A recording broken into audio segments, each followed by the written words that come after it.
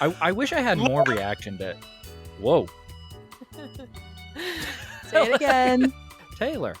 Did somebody say listen? No, Yeah. I said say it again. Look. Oh, I thought you said listen. Listen. I said it. I didn't mean to say it. I'm sorry. I'm sorry, Geese. I stole your thunder.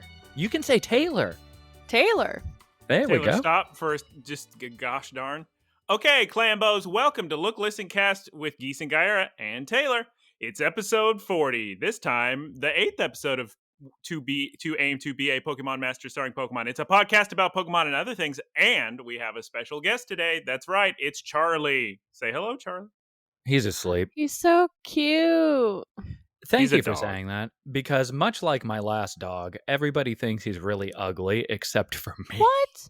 Oh, God. He's adorable. He has like big expressive eyes. Yeah, Oh, that's what I gee. keep telling people. He's really smart, too. Like, I've had dogs before, and some of them have been pretty smart-ish, but he's like, he looks at phones when there's somebody talking in them. So if I'm FaceTiming with anybody, he'll look at them, which is really weird to me. Okay, Keith. We had a mutual friend, and he looked Taylor dead in the eyes.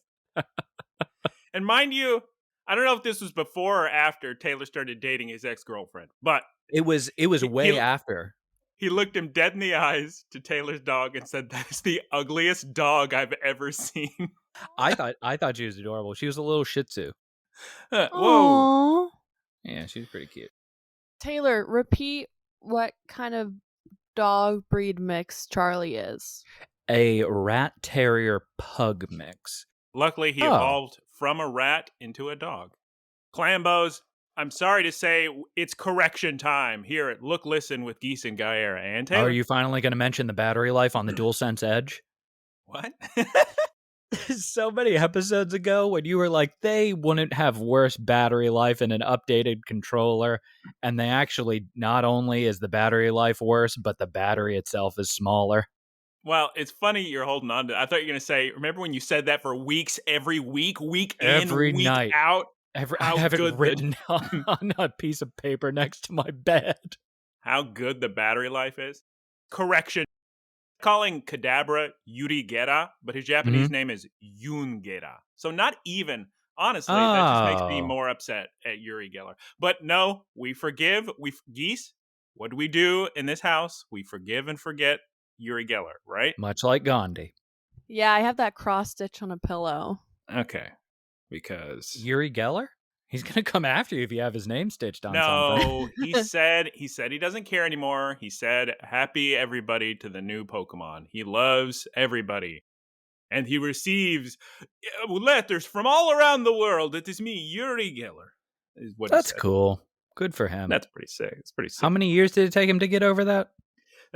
Taylor, how about we move on to watching, playing, looking, listening, eating? And this week I watched, because it was shared, there was a list of the 100 best movies of the 21st century. And number one was a film called Yi Yi. I believe it is a Taiwanese film. I watched it. It was good. I don't know if it was the best movie of the 21st century, but it was good. Who made the list? A website. It was a website. Nice. One of those big old websites. That's sick. Probably like some W's. Yeah. Nice. HTTPs. It was a good movie. I appreciate, this is the thing with, I think, most good media. It's where if you can predict exactly what's going to happen next, it's not that great of writing, right? So anything that looks like it's going to happen, that's not what happens. So you go, okay, you're always keeping me on my toes here. I mean, that's good in Very like sick. a thriller or like horror or any kind of suspense. But I think, no. I mostly agree with you, because if something plays out exactly how you, It's boring how you at would that see point. it, yeah. Yeah. But yeah, it was an interesting movie. I would recommend people watch it. It's good. It's on the Criterion app. Oh, You can get that for a month free trial. There's other When- films on there as well. when was it made? Made in 99, released in Wow. 2000. All right. Ted Lasso, continues to be good. Mandalorian. So we're recording this on a Wednesday, Mhm. the April 12th. This week's episode's fine. It was whatever. Last week's episode, I don't know if I discussed, but real quick, I just want to say it was a very bad episode. I feel really bad. I don't want to insult the people who made it, but it was very poorly directed, and the storyline was all over the place. Oh, no. And there was stunt casting, and one of the stunt cast people is not good at acting. I guess I don't want to spoil it. Well, it's all over all social media, I guess. Lizzo is not good at acting in this episode. She's maybe like middle school or high school level acting. It's just really not good, unfortunately. Geese, talk about Philadelphia Kunk on Earth. You're watching Philomena Kunk? Yeah. I have been such a fan of hers for such a long time, and I have never met anybody else who watches her. I've seen her the Ricky Gervais show she's in. Oh, she's so funny. Her BBC show is incredible. It has to be one of the most clippable shows out there, because I think I've seen some clips on YouTube. Yeah, I'm watching Punk on Earth right now, and it's really good. It's funny. I'm watching with my dad, and my mom hates the show, so she's like, "Ugh, you're watching this." That's the best, when somebody just hates it. Geese and I have a mutual friend that despises both the B-52s and this show that most people like, but I'm actually with him. I do not like I Think You Should Leave. Oh yeah, that's the one we tried to watch, right? We probably Wow, tried. I can't believe you guys are so wrong about this. It just okay. So there's this thing. I just want to keep hearing Geese talk because I still find it hilarious. I say, Geese, talk about Kunk on Earth, and then Taylor goes ridiculous. Because I never hear any. I'm so excited. This is years of pent up. Still talking. Seeking companionship. I'll show you years of pent up. Oh no, Geese, go ahead. It's like a documentary, like a fake documentary where like she acts as like the documentary host, and she asks like really dumb questions to people, but is like serious about it. Very dry mockumentary. She's funny because she speaks with a strong confidence in her wildly unintelligent questions. Oh, it's so good. Her performance is very, very good in that. Now, so everybody watch Kunk on Earth. I've seen plenty of clips, but I haven't watched the show itself. Taylor, did you watch? I see on here you wrote RRR. Did you watch the original version or the Hindi version? No, I watched the Hindi version because I didn't want to download a whole separate app and everything. Taylor, you should have seen it at the Chinese theater where everyone was dancing. I wish I could have seen it at the Chinese theater. On the plus side, a lot of the original cast did the dub. The same actors went into the ADR booth and just spoke a different language into their mouths? Mm-hmm. Yeah. I did not know that. Because I was looking up, what language should I watch it in on Netflix and everything. Well, yeah, they don't give you the option, unfortunately. Yeah, because the distribution company owns the rights to the original one, and they're kind of holding on to their own streaming platform. Do you have much experience with RRR, Geese? I've heard about it. I want to watch it. Do you think my dad would like it? Is it a dad movie? Does he love crazy action Bollywood? Indian dancing and singing and fighting and... Oh, God. What are some of your dad's favorite movies? My dad has very interesting taste. He's a big Werner Herzog fan. He's a big what? That's what I thought you were going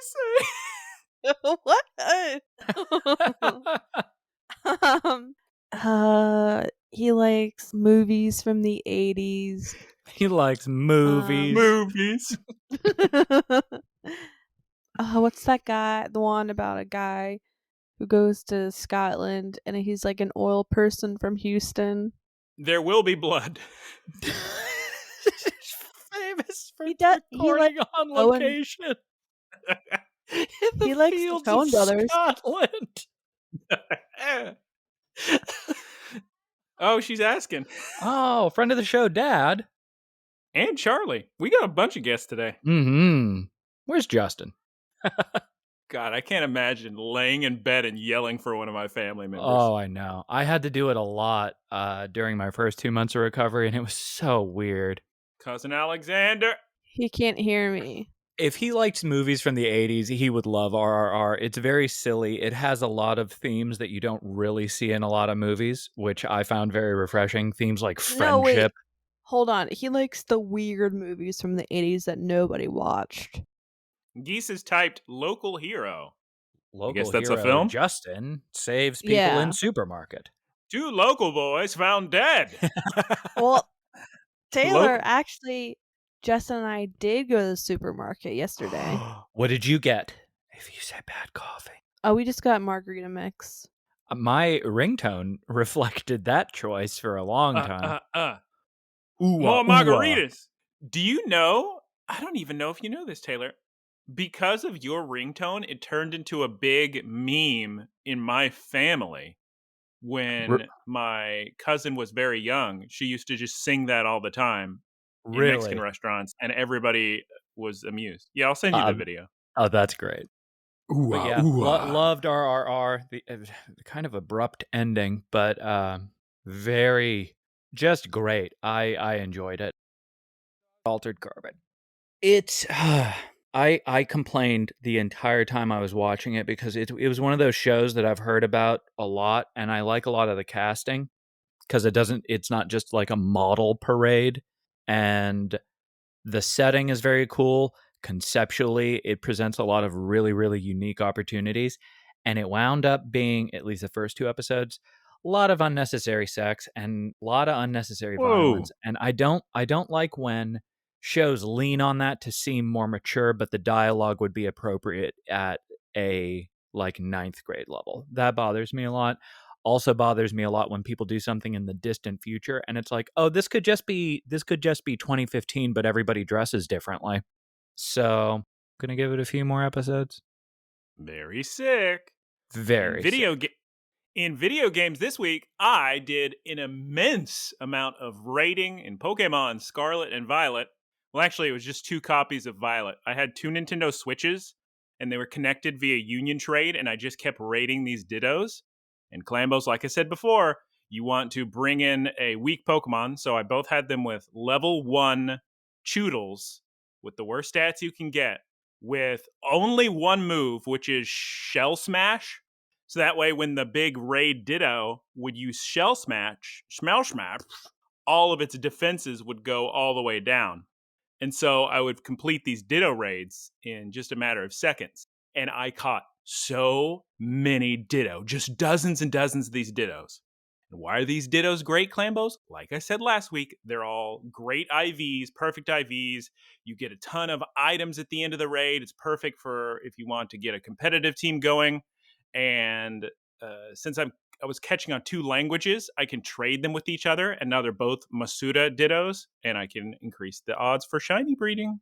So when you say they all have perfect IVs, do you just have a dozen Dittos with perfect stats?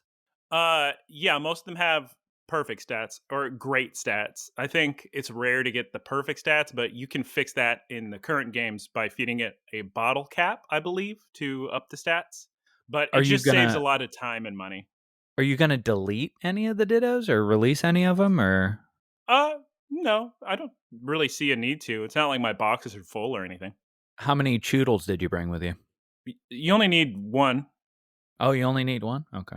Why would you need I wanted to shoehorn in me saying oodles of choodles, but if there's 1, that's difficult to. Oodles and oodles of choodles. I like Geese's edition of the hee hee. Oh, she had a good laugh last week. Clambos, please write in listencast@gmail.com and talk about how good Geese is. I don't even remember how to describe it, but it ended with a hee hee. A good ramp up laugh. Oh, yeah. Thank you. Mm-hmm. Geese giggles. Geese giggles. Giggles a gaggles a geese. Why do I have a nose that is itchy? Probably the same reason I'm so stopped up. I don't know why either. I was fine 2 hours ago, but now it's nothing but head cold. Don't talk about colds. He'll go off. Geese, please talk about Stardew Valley. So yesterday, Aaron and I finally took the big step in our relationship and started a multiplayer game of Stardew Valley. It's good. Why we didn't do it before is because I played a lot of Stardew Valley and he hasn't really. And I didn't feel like teaching him the many ways of Stardew Valley. So, okay, when you guys play a lot of games together, right? Is it normally one person introducing the game to the other person? They're always playing new stuff. Like, oh, look at this new game that came out. I'd say most of the time, probably, like, the game that Aaron and I really played a lot of was Astroneer, and he introduced that to me. I quickly learned, and here's the thing about Aaron. She's gonna go off. He makes all of these assumptions and like doesn't do any looking up or fact checking. And so, like, for example, in games or in life? In games. And so when we were playing Astroneer, I was like, oh, I bet you can like put one of the like element storage containers on a vehicle. And he was like, no, I don't think so. And he kept insisting. And made the game harder for us because the whole point is you have to collect resources to build things. Uh-huh. And then we were streaming it, and I was like, are you sure we can't do this? And then someone in the chat was like, oh, you can definitely do that. My favorite example of any of that is Aaron just believing on a whim that Ishin was a Like a Dragon sequel that was the same gameplay and same characters, so he just buys it all excited. It's a game from 2013. He convinced me, and like, I don't know. That's so funny. I was so excited too. It's very funny in a game to convince people not to do things. Like there's something very funny about that because games are all about experimenting with like boundaries. So it's that's We better know. Don't want to get in trouble. He gets frustrated when I'm like, could you look that up? And he was like, oh, I guess. I'm like, I'm trying to make our lives easier so we can have more fun with this video game. So I was asking because I always kind of wonder how people's dynamics change when they're teaching somebody about a game. Because games a lot of the time are like really solo driven and they're very, as I was saying earlier, experimental. So it's like, oh, let me try this, let me try this, let me try this. And if you put that in with another person who's already done it, there's so many opportunities for like backseating. And I was wondering how you guys handled that. Well, recently, the most recent game he taught me was City Skylines, and he did a good job at that, but I think that one is much more straightforward rather than like an open world sandbox type of game. Right.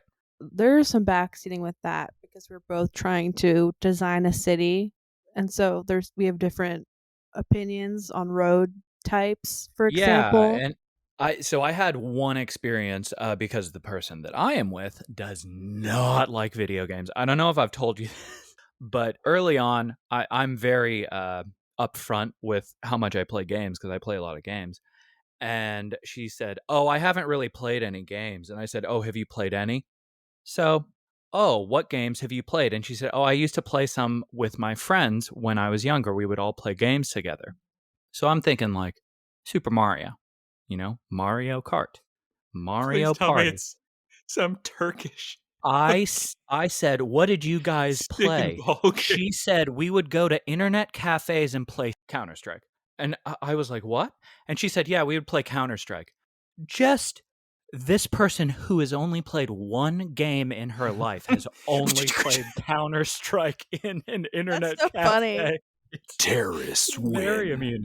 So I was like, oh, if you can play Counter-Strike, you can play anything. So I tried to get her to play Maneater because that re-released for PS5. They had an update or something. And it was free on PlayStation Plus. And I was like, oh, she loves sharks and diving, so she'll love Maneater.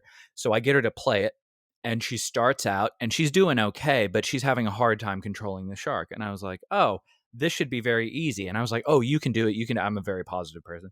And she was like, no, I just don't think I can. And I was like, it's okay. I'll get you through this segment. So I, who plays a lot of games, start trying to play it, and I can't do the same thing. And I got frustrated and uninstalled it. And that's the only time we played a game together. That's a sick story. Yeah. Do you want to talk about Wild Arms 2, but Or no? I would love to talk about Wild Arms 2. As everybody probably knows, they released Legend of Dragoon and Wild Arms 2. Love These are fake games. What? These don't exist. These games don't exist. Legend of Dragoon is amazing and definitely exists. Wild Arms 2 is not as amazing as I remember it. Silver in each Star. How's Crazy Legs 1? Everybody Have talk. it? Crazy Legs 1 is a masterpiece. People love that one. You're going to have to give me a second. That's real funny. Crazy Legs 2, like we mentioned before, Geese, was very poorly translated.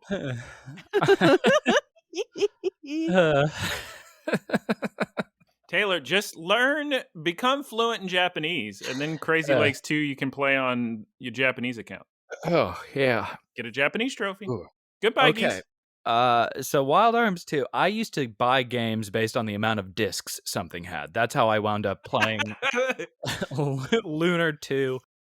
Circus of value. Yeah, because I would get excited. I was like, whoa, FF7 has 3 discs. FF8 has 4 discs. But Clambos, FF7, you get excited about the 3 discs, but then you put in the 3rd disc and that's just the end of the game. And you go, oh, okay. All right. I think that's how FF8 was too. FF9 had a good disc 4. So I used to buy games based on the amount of discs they had, and Wild Arms 2 was the only game that I had access to that had multiple discs, or that I could buy at that point. And I loved it. It was so sick. One of the characters has a transformation.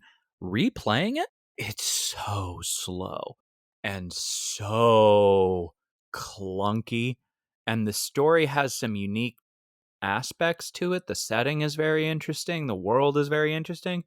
But I'm not like eager to play it like I was whenever I replayed Legend of Dragoon. That's too bad to hear. Clambos, maybe play Wild Arms 1. Maybe you don't need to play Wild Arms 2. Let's move on to Eaton on this evening. Watch this morning. The disc intros. Yeah, watch the disc intros. Clambos, I ate a spinach curry, I ate a Caesar salad, I ate a mango pineapple smoothie, and I ate a full box of Fruity Pebbles because somebody was talking about Fruity Pebbles, and I haven't bought cereal in years. Spinach curry. What kind of curry? Oh, just Cocoa Chibanya. Okay. It's tasty. Somebody was talking about Fruity Pebbles and Cocoa Pebbles, so I just had to get a box. I guess I need to buy another box of a different flavor Pebbles because I don't know what I'm going to do with this milk. But Geese, how about you talk about Easter lasagna? Why are you're laying so? It's comfortable. I don't know what to tell you. I don't know. Easter lasagna was really good, very tasty. Yum yum yum. You look like royalty in a fantasy movie. It's like barely. Thank you. Like you can't be bothered to get out of bed to talk to us, so you're like, bring them in. They're fanning her and feeding her peeled grapes. Yum yum yum. And you're like, bed's on a platform. Yeah, sorry, Your Majesty. Go on. 4 men. Well, I was gonna ask, like, if you guys celebrate Easter, or like when you have, or if you have in the past, like, what do you typically eat for Easter? I think what you're supposed to eat is ham. Yeah. It's been many years since I've spent a holiday with family other than Christmas, but years and years ago, ham sounds right. Maybe I'm getting it confused with New Year's Day with like cabbage and black-eyed peas and things. Uh-huh. Maybe we got some other food, like maybe ordered some food. It's tough to say. My big Easter memories were, it's kind of funny thinking back to my cousins when they were kids in different years. I remember buying the older ones Heart Gold Soul Silver for Easter and put them in their Easter basket. That was the cutest little Easter basket I can ever imagine. They got this Easter basket and one of them had Soul Silver and one had Heart Gold in it. Mm-hmm. The Pokemon remakes of Gold and Silver. And the boxes were so sick and big and beautiful and colorful and shiny. And they had, because they had the Pokewalker in there. And then for Christmas, my younger cousins, I got them Brilliant Diamond, Shining Pearl. Although it was a little early because one of them can't even read yet. He's a little guy. That's okay. Geese, continue. You were talking. No, yeah, I was just curious because, like, in the past we've had ham as well, and I'm just not the biggest ham fan. Yeah, I'm not a ham fan beaver. I'm not a big ham fan. Well, I don't eat pork, so. Yeah, I don't really eat pork if I can avoid it. I'll eat pepperoni, which is pork. I'm such a hypocrite. Anyway, other food I ate. Justin came over Monday. Friend of the and show. We got, yes, friend of the show, Justin. We got Peruvian chicken, which is very yummy. And what did you drink? Miso ramen. Margaritas. Yeah. Play the clip, Taylor. Oh, you got it at the same time. Come on now, more margaritas. This is Taylor's ringtone. What is it? Come on now, more margaritas. Don't What you is that recognize from? it from Tusk? I think it's an Al Pacino voice clip that's like been turned into a ringtone. Justin Long was using it in the movie Tusk. Geese was discussing her food? Yep. Talk to me about Jesus' birthday. No, it's the day he goofed himself, but he came back. he ungoofed himself that day. Yeah. Well, this is post goof on Monday Yeah. that we had Peruvian chicken, but it was Uh-huh. really good. It had good sauces, very yum yum yum. What makes it Peruvian? I got It's from Peru. I don't know. It's a Peruvian cuisine, like the sauces and the way the chicken is prepared. Maybe I don't know. I'm pulling this out of nowhere. I'm assuming Peruvian food has a lot of sauces, much like Nando's. That's a complete guess. Guesses with Guyera. Wait, guys. Yeah. Should I pose like this when I take my job interview on Monday? 100%. Bring in a day bed to do the interview. Have two people bring in your day bed. It's on Zoom. Zoom. Then have the room be empty and be brought in on your day bed. It's for a librarian position, so she already knows what she needs to do. Have Glasses books on the day bed hair, with you. Yes. Hair up, chopsticks in, turtleneck, all the And way. Your glasses need to be falling down your nose yep. too. Yeah, hold on. I'll Hold on. pose Yeah. for the video. Yeah. Video viewers. Oh, yeah. Oh, She's yeah, already yeah, hired. She's hired. Yep. Basically. When did you get hired? Are you in? I believe you should be getting a raise. That's what they'll say. One raise, please. Taylor, wrap us up. Cheese enchiladas, please. I've been cooking so much. 2 days ago was cheese enchiladas. That was a real fun thing. I started getting into a lot of different cheeses. So we used a Carolina Reaper cheese, which, Ooh. by the way, Carolina Reaper salsa is probably the spiciest salsa I've had. That's probably the spiciest thing I've eaten is Carolina But how Reaper. spicy is Carolina Reba sauce? Got him. Very spicy, especially in the movie Tremors. Yeah. She did an ad in the Super Bowl for some Doritos or Fritos. You know, cheese enchiladas I adore. I've never had good homemade cheese enchiladas. Oh, well. These were very, very good. Neither? What? What was that? I said that I also have never had good homemade cheese enchiladas. It takes Oh, a lot of work. I dated a girl who made really good enchiladas for a while, and every time it would take her She's like single? 3 hours. I don't know. Let's move on to Poke News of the Week. Somebody send it on over. Now it's time for Poke News of the Week. Poke News of the Week. Clambos! At the time of this recording, the new anime, Scarlet and Violet, will premiere in 24 hours. By the time you hear this, it will be live. Also, the Pokemon state these two jokers. I have 3 sentences to say, and they both start just doing their nails, plucking their eyebrows, playing with their drinks, making smoothies. They can't wait for 2 sentences to just absolute. Oh, World keeps turning. World keeps turning. Also, Pokemon Stadium is now out on Switch Online, so play that and have fun. Is that a new version of Pokemon Stadium? No. They actually just took away stuff, if anything. But no, it's like the N64 ROM. It makes sense, but I'm not going to get into it. Did you play the original one? Oh, of course you played the original one. Is that a funny joke? You're trying Very to silly laugh at joke. my It didn't. expense? The delivery was bad, but it was definitely a joke. Because I want to ask a dumb question like that. How did you like the original Pokemon Stadium? Did I play Pokemon Stadium? Fun fact, Clambos, the original Pokemon Stadium never came to the United States. Pokemon Stadium 1 in Japan didn't even have 150 Pokemon in it, so it's just like half a game. And then they released Pokemon Stadium 2 over there, which is what we know as Pokemon Stadium 1. What we know as Pokemon Stadium 2, they know as Pokemon Stadium GS. But no, Pokemon Stadium was a lot of fun. I love playing it. Was more or less just Pokemon battling, right?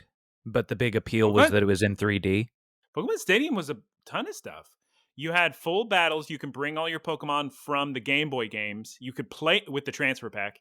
You could play your Game Boy games in the Game Boy Tower on your TV, which was a big deal. Or not all your Game Boy games, just the Pokemon ones. But you could speed it up with like the Doduo speed and Dodrio speed. It was incredible. And people adore those mini games. They're famous to this day, all the Pokemon Stadium mini games. Okay. And then also we've got 7-star Typhlosions coming to Pokemon Scarlet and Violet. That's our next big stars Terra Raid. They are the ghost type Terra type Typhlosions, which is funny because Hisuian Typhlosion is already ghost type, but this is a Johtonian Typhlosion. All right, Clambos, it is time for episode 8. May I please hear the name of the episode in English, and I will tell you the name of the episode in Nihongo. Ga. Banette's shirt. Good work. And in Japanese, Jupetta no saしもの. Banette's search. Or in Japanese, Jupetta no saしもの. I'm still laughing about Crazy Legs 1. Crazy Legs. It was Crazy Legs 2. Wait, was she talking about Crazy Legs 1? Yeah, Okay. Crazy Legs 1. This note is for the Clambos as well, but mainly for Taylor and Geese. A bit of information you may not have had going into this episode, which would have improved the episode maybe for you, but I didn't want to make you have to watch 2 episodes. So let me wait, are either of you familiar with the origins of Ash's Gengar? No. Okay. No. So it's a relatively new Pokemon he caught. You may notice Gengar has a bit of a investment in this Banette in the episode. And it's not just because he's a ghost type. In one of the most sad episodes of Pokemon ever made, like people were really crying over this one. It was all over the internet, up there with like the Stoutland episode. That Gengar used to have a different trainer, but they started losing battles. So the trainer abandoned the Gengar, but instead of just releasing it, he just told the Gengar to sit at this building and to wait for him and he'll come back. And you just see that this poor Gengar sat there for 3 years in the rain, just with this little face waiting for his trainer to come back, and the trainer never came back. Makes this episode more sad because Gengar can very much relate to poor Banette. Let's go into the episode. Everybody's walking. We got Ash, Brock, and Misty. We got Krogunk. They're walking into a nice little town. It's maybe kind of close to evening time. Misty's laughing up a storm, Clambos. I don't even know what she finds so funny. But Geese, what do we notice right away? What's in Misty's hair? It's cute. A cute little heart beret. Oh my goodness. Turns out there was an accessory shop they walked by. And Misty was looking for a whole hour to find something. Pikachu loves it. Taylor? Yes? The announcer tells us that they are bathed in an evening glow. And then we hear a scream. How did I not realize that? She was shopping for an hour. She was shopping for an hour, and she got that. I'm not saying there's anything wrong with it, but that is at best an impulse buy. That's not something where you're sitting around looking for an hour. Well, it's an important plot point, so it's very important. Yeah. There's a scream. Everybody, let's run towards the scream, as you do. I wonder how are they planning their route? Can you tell? I think they're just going where the wind leads them. Because in the beginning, I don't know if you remember in the beginning of the series, but Ash literally just throws a stick in the air to decide where to go. Somebody, who do we run into? What officer is standing next to the screaming woman? Jennifer. Yes, Officer Jennifer. Before Brock gets his thing going on, so are service people like police, obviously they don't have a fire department anywhere, but like police, Nurse Joy, are they just issued Pokemon? Well, Yes. The Chanseys that work in Pokemon centers and the Growliths that work for the police department. Yeah. Those are standard issue. Does everybody have that choose one of the 3 starters situation? Pokemon trainers do, but not everybody's a Pokemon trainer. Not everybody goes out on a big adventure. Like plenty of people they'll have a little pet Rattata or whatever. Would you say that most people don't grow up with a Pokemon when they're a kid? That they own, I mean. We have had this conversation before. I think most homes probably own a Pokemon. I think. Yeah, but it would be like one per family, like a Mr. Mime type situation. Sure, that sounds right. Oh, I mean, there's plenty of houses with multiple pokes, but... I can't imagine not having a Pokemon in that world. Like, not being a Pokemon trainer. I can't imagine saying, I'd like to do taxes.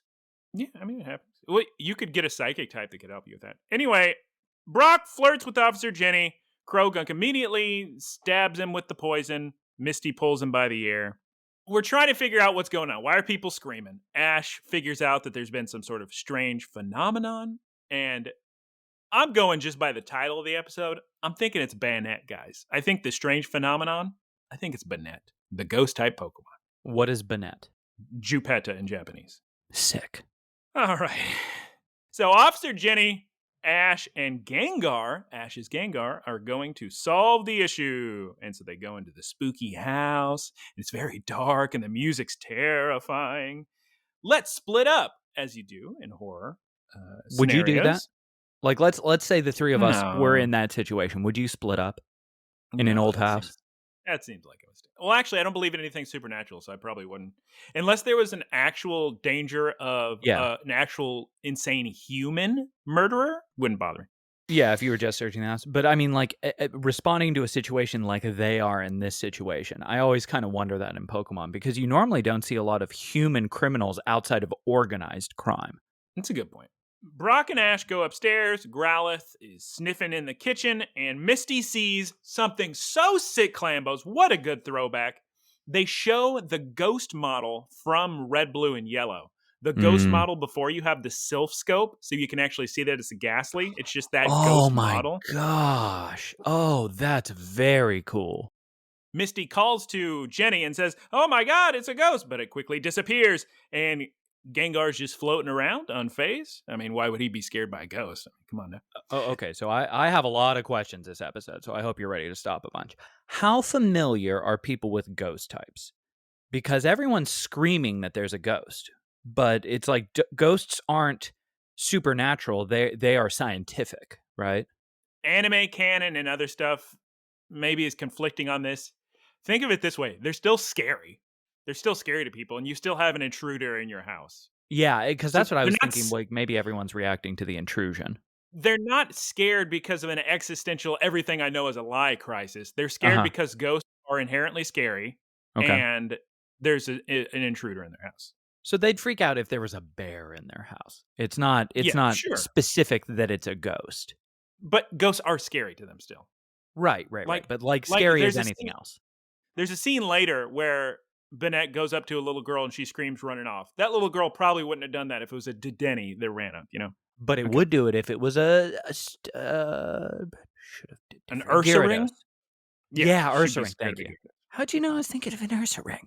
Because you just said bear. Psychic type. Okay. Ash finds Banette. Gengar, you Shadow Ball! At this point, Gengar is scared, and I wrote, why is Gengar scared? He's a ghost. Pikachu, use Electro Web. Oh my god, it's too fast and it escaped. Look at him.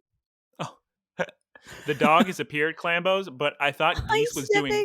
He's sniffing the microphone. Can you hear that? I don't hear Charles, but Clambos, I thought Geese was doing a perfect episode interruption because as she screamed, I had written down more screams outside. So I thought she was replicating the screams from the people outside. Very good. Oh, Charlie. I don't think he can hear you. His name is Charles. Oh, it's Charles? No, it's Charlie. Formal occasions. Oh, okay. Oh my gosh, he's so cute. Thank you. I'm going to tell everybody I know you said that. Charles Turkles. I don't get it. Why they're calling him ugly. He's adorable. I don't either. Look at his big little eyes. His big little eyes. He just did a cute thing. Sorry, keep going. The twerps chase Banette through different houses. Everybody's screaming, and all the houses are scary. I don't know why. With the art style, they're just making them all very That terrifying. one that Banette? Yeah, Banette. Oh my god, I got a name right. That one that Banette is living in is a very sick looking house. The ghost house. Yeah, it's like a mansion. Kind of has a similar effect. Geese, I'm going to give you a little help here. Kind of has a similar effect to when Latias is hovering above the world Okay. looking. So the episode does a cool thing with these little screaming people in little comic book spiky bubbles. You probably don't know what I'm talking about. All right, cut to the police station. comic book spiky bubbles. We all know that.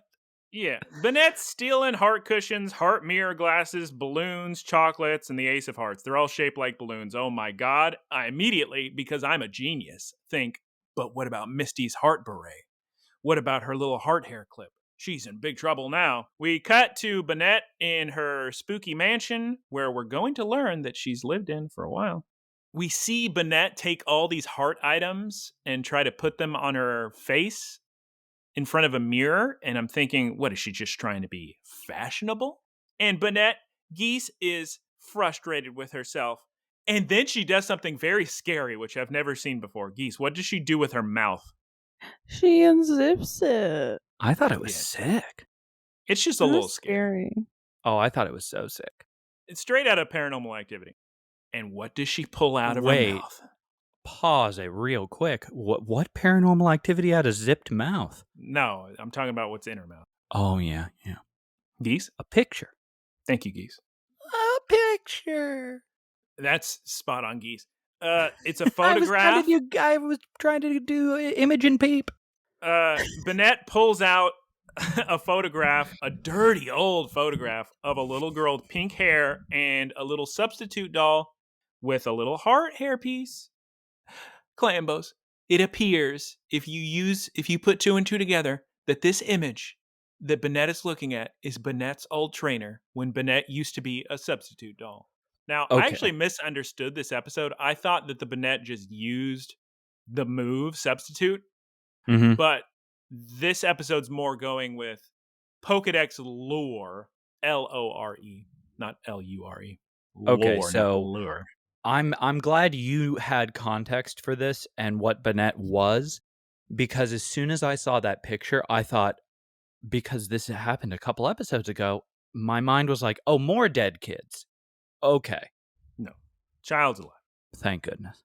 But Clambos, Banette's sad, and Banette just wants to find her trainer, and I think we're going to learn right now why she's looking for a heart piece. Banette looks up at the moon, and then we hear Ash's Pokédex saying that Banette is a, quote, doll given life as a Pokemon by its grudge from being abandoned.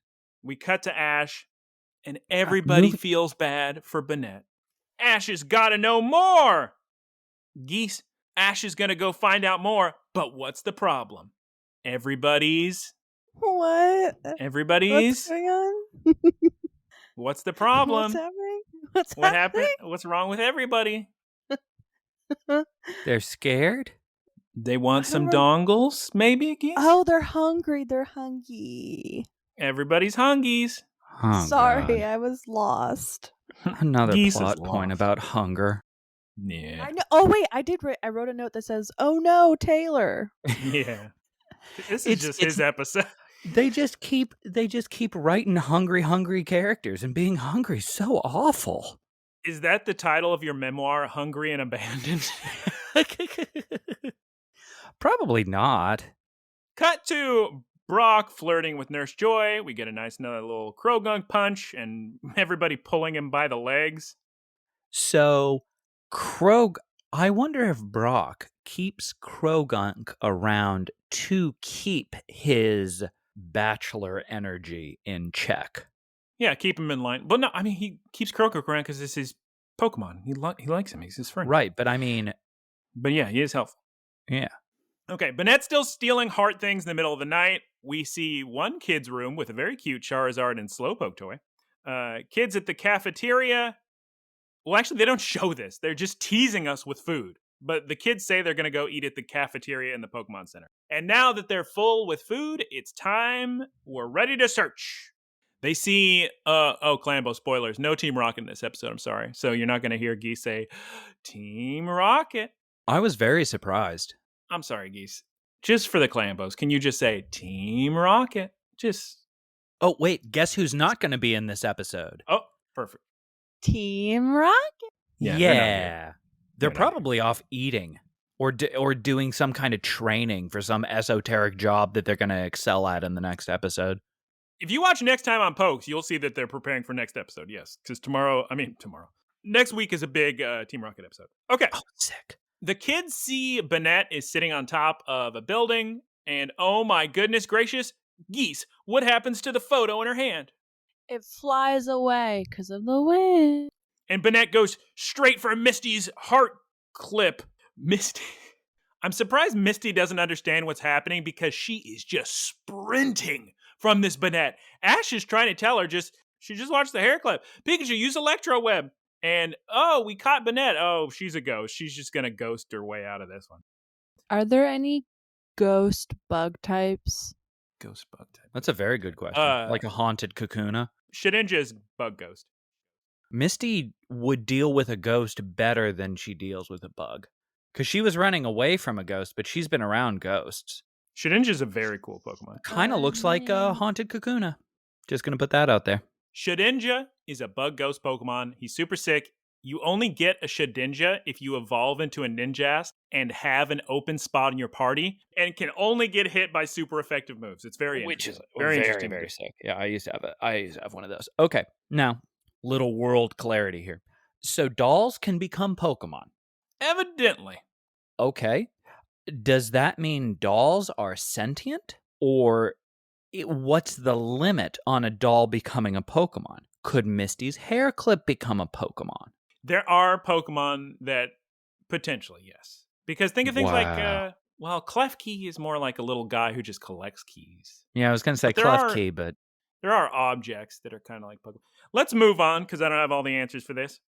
Okay, what were we Clambos, even talking about? Tell me what the limitations are on things becoming Pokemon by being possessed. Okay, Ash is pleading to Banette, please stop chasing my friend. And Gingir follows Banette. At this point, the music is so intense and the chase sequence is so cool. And it's been going on for a while. But Gengar loses the Banette. If I were Gengar, I would check the very spooky mansion that he stops looking right in front of. But that's just me. We cut to Brock explaining the photo and the image. And they're like, oh, this must be Banette when it was a doll. And then Gengar shows up, disappointed in itself. Sorry, I lost the Banette. Ash says, hey, Misty, if you don't mind, you want to just give Banette the hair clip? Because it clearly wants it. Please? And Misty says, yeah, I was planning on doing that anyway. To be nice. You want to be nice to the poor, lonely, abandoned ghost doll. What I wonder is, would Misty have had that same inclination before they started traveling together as much? Or is Ash rubbing off on her? Who's to say?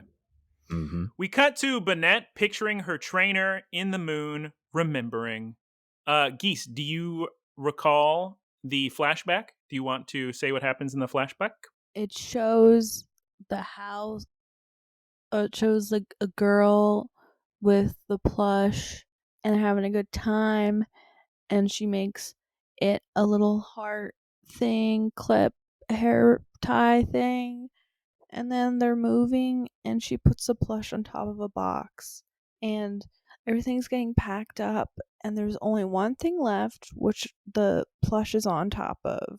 And the guy says to the panda who's helping move, be like, Pangoro, oh, quick, the car's leaving. And so he quickly picks up the box, and the plush falls and is left behind. It's very sad, Clambos. Although I was laughing because the man who yelled to Pangoro, who yelled, hurry, the truck's leaving. Was that not the driver of the truck? Yes, it was. What is he talking about? No, So, have either of y'all ever lost like a stuffed animal? certainly. I have a stuffed animal losing story. Very sad moment in my life. So, I was with my mother and my stepdad in a car lot looking for one of them was buying a new car. I had a stuffed animal that wasn't really a stuffed animal. Its name was Shoo Shoo Squirrel, okay? And it was a raccoon golf club cover. So not a stuffed animal, not a squirrel. That's okay. His name was Shoo Shoo Squirrel. And I left it in one of the cars and I never saw it again. And that was coming up in memories in this episode. I just kept thinking, oh Shoo Shoo. God, poor Taylor this episode must have been Yeah, it's a rough one. Okay, Clambos. So the poor, abandoned little doll, little substitute doll, sits there and the seasons go by and the years go by and its little heart tie starts to deteriorate. And eventually the doll transforms into a Banette. And this is where we learn, oh my God, it's the same house the Banette's been staying in this whole time. Surprised nobody wanted to, like, no real estate agent was interested in that house. That's what I was wondering. They just left the house? They didn't sell it? Yeah, I guess so. Huh. So Banette sees the old ruined photo of the little girl and rushes out to go try and find the little girl. And we see a Furret and a Cubone and their trainers out in the town. We're still in the flashback. And Banette approaches the little girl, and the girl's super scared, and she screams. And Banette thinks, oh man, that girl must have screamed because I don't have my heart clip. So she rushes back to the house, Clambos, and tries to put on the heart clip. But what happens to it, Geese? It disintegrates. That's right, Geese. It disintegrates. No, I knew the answer. Just my dad was right there, so. You don't want to say the D word in front of your dad. Mm-hmm. Yeah. We cut to the twerps the next day. I'm hungry. Hungry. No. Do you need a food break? No, no, Taylor. This is why Team Rocket are the most relatable villains this century. We cut to the next day. We're out. Okay. Well, I have a question. Oh my God. Yes, Taylor. All right. At what point did you two realize who the person in the picture was? Wait. Do you mean the only that it was person? Her trainer, or Yeah, the actual reveal? The actual reveal. When did I figure it out? When Brock said something's not adding up. Yeah, and also she has pink hair. Spoilers. So I thought that the first time. I thought it was going to go in a different direction, like the episode, but I figured who it was the first time I saw it because of that thing, that element you were just mentioning. So we cut to the twerps the next day. We're out of the flashbacks. Gengar is leading them to the last place he saw Banette before he lost them. And we hear some crazy theremin noises to add to the spooky soundtrack this episode. They go inside the building. Pikachu finds all the heart stuff. Ash yells for Banette. Banette immediately appears. Very nice of her. And they give back the photograph of the little girl. And they give Banette the heart clip. It's very cute. And they say, let's go find your trainer. We get a little bit of oopsie, Geese, because what happens when they go out into town? Banette keeps approaching little girls and scaring them. Because none of them are her trainer. Because she doesn't remember what her trainer looks like, because it's actually been many, many years. And this is the point where I wrote, God, Banette is huge. Because at this scene, you really see the scale of Banette. She's as big as Ash. Exact same note I took at the exact same time. Because I was thinking that earlier with Gengar, because I was like, oh my God, Gengar's enormous. Fun fact, Gengar from the Jungle set, I believe, was one of my favorite Pokemon cards, and I still have it. I think Fossil. I think he was in Fossil. Oh, you're right. Doshio, what are we going to do? The picture on the face on the picture just isn't clear. Banette is sad. Banette's given up, Clambos, but Ash remains optimistic. They ask everyone. We see another Furret, we see an Esper, a Quagsire, a Goomy, a Ninjask, and a horrified woman on a bike with glasses. Probably riding her bike to her librarian job. We see a Zorua, a Dustox, all sorts of Pokemon and people in this montage of asking a million people. It's finally time to rest, Clambos, and Banette flies off, upset. They didn't find the trainer. But Ash says, it's okay. I'll see you tomorrow. Because they're going to keep looking for the trainer. Clambos! At this point, Gengar is very, very upset. And you'll know why, because I told you at the beginning of the episode, he knows what it feels like to be abandoned. So he's going to do his best to try to make Banette feel better. Geese, where does Gengar chase Banette to? Where is she? She's on a train, going out of town. Gonna ride the train. She's given up. Why is she? I guess, like, she can fly, but I guess maybe it's exhausting and she just wants to take a train. Yeah, it does take energy to fly. Can't fly all day. But I do bring that up later. Also, I forgot to mention this earlier, but, like, did anyone else sing When Somebody Loved Me from Toy Story 2? Somebody loved me. I don't even know that Everything song. was beautiful. Taylor's too old. He was probably... Every hour we spent together like no one before. By the time Toy Story 2 came out, Taylor was probably too busy at the casino or something. Yeah. So What year do you think that movie came out? I'm pretty sure I know what year. I think it was 99. Because Toy Story 1's 95. You're right. We cut to Yes. the evening. The twerps are here. Brock is concerned. Here's the scene, everybody. They're putting 2 and 2 together. What happens in this scene? Brock says, there's some information we're missing. Oh my God, Geese. Who was it in the picture the whole time? In the Nurse photograph. Joy. You mean to tell me the Nurse Joy of this town had a little plush toy when she was a child? Wait, what was the plush of? What Pokemon is that? That's not a Pokemon that is Reshiram. Nope. Darn It's it, funny, I thought Taylor. I thought I'd take a stab in the dark. That was funny, but the plush is of a substitute doll. Substitute is a Oh, move. that's why it looks familiar. A Pokemon can use a move called substitute. What substitute does is they just put out a doll that looks like that substitute doll. They take away some of their health and put it into that doll. And then whatever the next hit is, it's going to, or more than just the next hit, just until that substitute runs out of HP. That's what gets hit instead of the Pokemon, is the substitute doll. So you can end up not getting knocked out. Like, let's say if the move that's going to hit, for instance, let's say Solar Beam, okay, like takes 2 turns to use because they have to charge it up, right? So Solar Beam would normally knock you out. If you made a substitute, it would just get rid of the substitute. It would knock you out. If that makes sense. So that's a move, not an item. Correct. You use, well, there are substitute dolls in the wild, but yeah, you use the substitute move and it creates that little doll. Have they ever sold substitute doll merch? Oh, 100%. They're very, very cute. Okay, so we see Gengar flying up to the kids after they figure out what's going on. Gengar's explaining, oh my God, Ash, listen, Banette's running away. She got on a train. She's skipping town. So what, Geese, what does Ash do? Ash starts running and then throws out his Pokemon ball and is like, Dragonite, let's go. And then he hops on Dragonite's back and they fly to the train. God, Dragonite is fast. At this point, I was thinking, why don't they all just travel on Dragonites? You imagine how much time they would save. Well, the real question is, when did Ash get one? Great question. Questions that we will think about for years, for generations to come. Scholars will discuss, where did Ash get a Dragonite? It's very sick. Some point during this, Joy does confirm that was her doll, and she calls him Gonchan. Little Gonchan, or her. I'm calling her girl. Little Gonchan. Dragonite immediately makes it to the train because Dragonite's incredibly fast. Gengar's keeping up, though. I'm proud of Gengar. So they get to the Banette.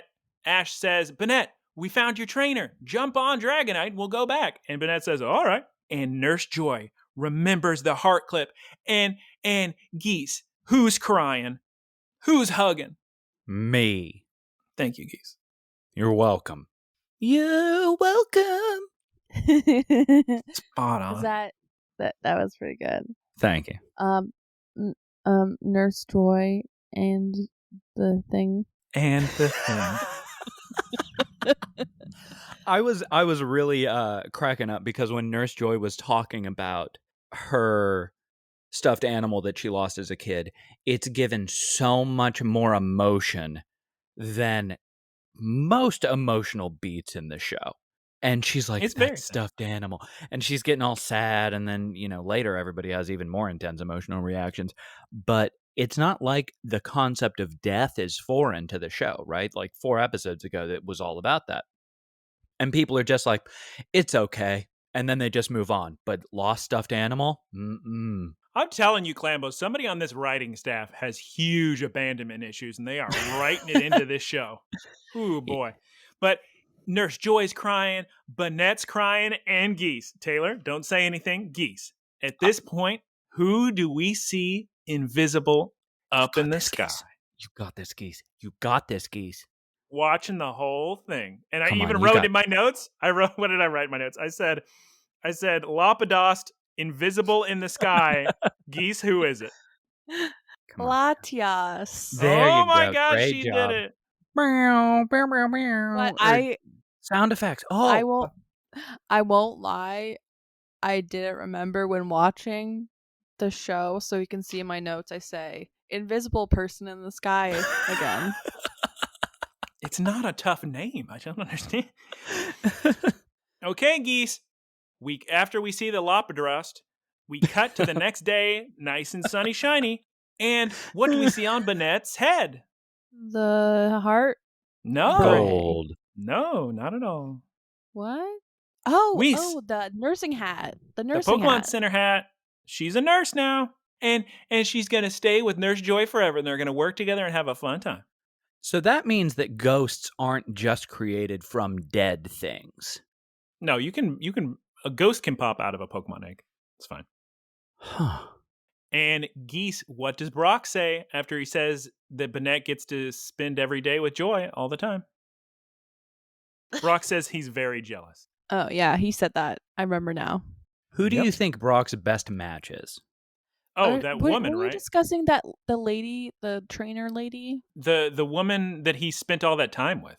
Yeah, when I he was first left. asking about that before, but I was wondering what y'all thought his best match was. Yeah, it's that researcher woman with the attractive eyes, like those what's the not sad eyes, but kind of like tired eyes. No. Oh not yeah, tired like eyes. that. It didn't look like that, but I'm doing my best impression of an animated 2D character. Nurse Joy says, "Come back and see us anytime." And then Geese, what does Brock see? Taylor, Ladies. what does Brock? Lots of He ladies. sees ladies. Give me Ladies. okay. I'm really slow today because I didn't get a lot of sleep because I was up all night doing job applications. She was doing Japoplications, and Misty Oh, and yeah. Krogunk give Brock the old double stinger and tear him away from the women. And congratulations, that's the end of the episode. Clambos, I hope you liked it. Everybody's crying from all their abandonment. Very sad. I'm gonna cry if I ever get reunited with my stuffed animal from 25 years ago. My or more. first stuffed animal that I got in a claw machine at a Black Eyed Pea was a cowboy monkey, and I called him Kalki. That's a better name than mine. Yeah, Which was squirrely just a foo-foo. A sound and then the wrong animal. That's pretty good. There's an artist named Talia Gatos that drew Kalki. It's very cute. Okay, let's go into the wrap-up. Unless, did you want to discuss anything else with the Clambos before we exit the podcast here? Dragonite shrieking into the moon was pretty funny. Dragonite's always sick. I'm tired. We'll better do the wrap-up then. You need to have more coffee. I was drinking coffee. You got to just Yeah. pound it. Just a bunch of it. Although, admittedly, I'm not very affected by caffeine, so even if I'm really needing it, it's not doing anything. That's because Unless- he suffers from ADHD. Yeah. Me Unless too. we Twins. remember that time we almost got caffeine poisoning doing that flight at the Starbucks Reserve where we each drank 60 ounces of coffee? I remember the time I did get caffeine poisoning because I was told to wait for you at a Pasadena Starbucks, and I just kept getting refills because you guys were like 4 hours late. So I just Went got 4 refill hours after late. refill after refill after refill. I'd never had more coffee in my life. And so we went to some cafe or something, and I was just on the toilet the entire time. I couldn't even poop. It just felt like I had to, but there's nothing that would come out. It's horrible. Thanks, Keith Squared, for the you all. boilerplate. Done. No. Thank you all for listening. You can follow us on social media at Look Listen Cast on Twitter, Instagram, and YouTube. Thank you, Keith, for our artwork. You can follow him on twitch.tv/Keith Squared. Thank you to all our supporters. You can support us by going to looklistencast.com and clicking the link for Spotify for podcasters, and you can support us monthly. Thank you very much. Shouts out. Ooh, this is Taylor's part. Shouts out Professor Ticklebits, and for the boilerplate Ticklebits, twitch.tv streaming Ticklebits. Recommend this podcast to your friends and family, grandmas and cousins. Please send your questions to looklistencast@gmail.com. Taylor or Geese, rock, paper, scissors to decide whom. Ready? One time. Please read our question from Elton John this week. Okay, we're going to go 1, 2, 3. No, 1, 2, 3, shoot. 1, 2, 3, Yeah, shoot. exactly. Ready? 1. 1, What, 2. Geese, I'm going to go Nope. off of you. Okay. Yeah, go off. Ready? Her. Ready? 1. 1, 2. Geese, you can't 3. vary the speed Shoot, that just much. Just shoot. Okay, just shoot it. I'm doing scissors. What did you do? Oh, Sick. Taylor. All right. Taylor reads the question. Okay, now I'm going to get this right. Not from Elton Pant John. Cup, but from Elton Oh. John. See, I knew it. I knew that. That's why I was gonna impress you, and you're gonna be like, "Oh my god, great job, Taylor." Geese was gonna make the little clapping sound. It was gonna be great. So now, from Elton John, aka Pant Cup, aka Bubble Emoji. What's the most recent Pokemon merchandise you've purchased? Any merch sales coming up that you're excited for? I think the most recent one I got was in Japan. I got a big reusable bag that it has Pikachu's face on it from Don Quixote. Very cute. From Don Quixote? Yeah, Donkey. Yeah, the store. Oh, yes, of course. The store. I know that because I'm hip. I'm in the know. I got it. I know what that is. You've been to Japan, Taylor. They're everywhere. Yeah, Don Quixote. It's all over the place. I'm cool. The ones I purchased that I'm always going on about are the Unovan cuties, sitting plushies, and I don't know if you can see them here, but we got little those are baby adorable. Scraggy and Shawat is so cute. Chihuahua and a Zekrom. Oh my god! And this one I did not buy, but it was gifted to me. Big boy, Alolan Diglett, Oh, with a little hair.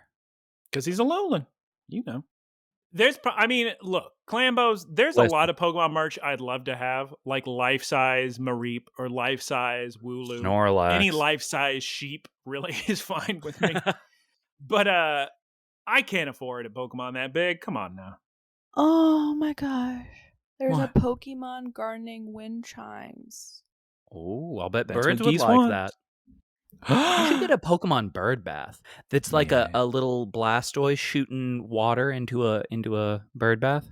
That'd be pretty sick. So that's the answer to the question. Elton John, thank you for the question. Please send your questions to looklistencast@gmail.com. So everybody but Taylor can answer them. Yes. All right, everybody. Time to say goodbye because I have to use the restroom. Remember, Geese gets 3 goodbyes, so that way we get at least one of them. Goodbye. So Geese. No, Geese. Okay, say goodbye again. Goodbye. And Clambos, goodbye. Maybe one Good- last Geese goodbye. Goodbye.